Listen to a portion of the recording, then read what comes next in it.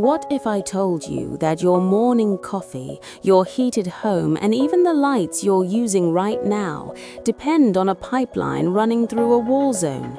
Europe's energy crisis isn't just about gas prices, it's about the future of global security itself.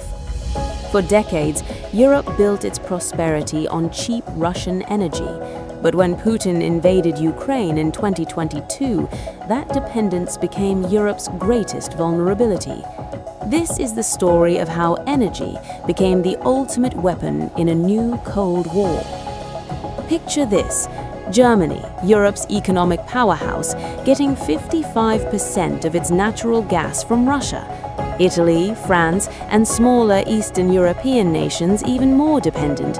For years, critics warned this was dangerous, but the gas was cheap, the pipelines were built, and the profits were flowing.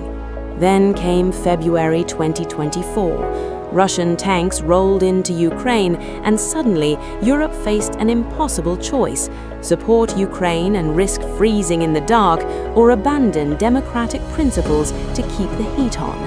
Putin knew this. He'd been planning it for years. Energy wasn't just an export, it was leverage, a weapon, and he was ready to use it. When Europe imposed sanctions, Russia turned the valves. Gas prices skyrocketed 800%. Factories shut down. Families faced impossible heating bills. The threat was clear: back down or suffer. But Europe didn't collapse.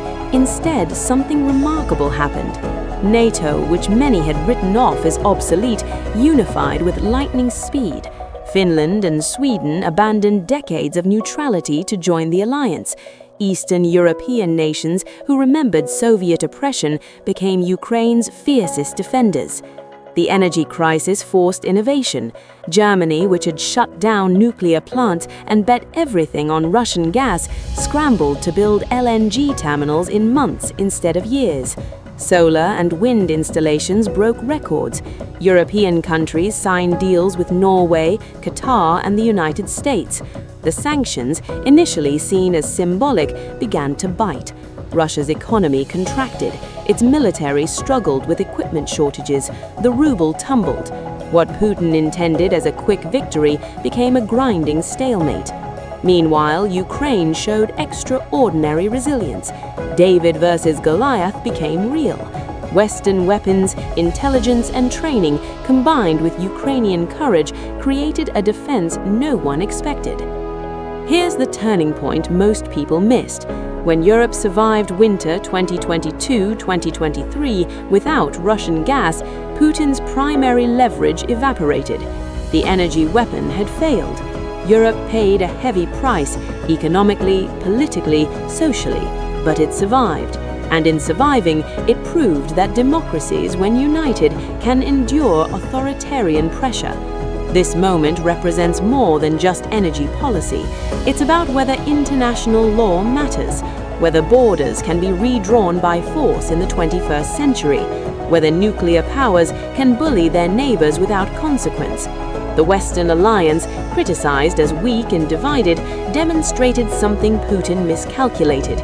Shared values, when threatened, create unity stronger than any pipeline. Today, Europe is fundamentally transformed. Defense budgets doubled. Energy independence became a security priority. The complacency of the post-Cold War era ended.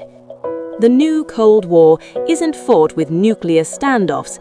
It's fought with energy pipelines, economic sanctions, and the question of whether democracy can defend itself. Europe's answer? A resounding yes. But the war continues, and the outcome remains uncertain. What do you think? Should Europe have acted sooner to reduce Russian energy dependence? How should democracies respond to authoritarian aggression? Drop your thoughts below. And if you found this eye-opening, share it with someone who needs to understand what's really at stake in Ukraine.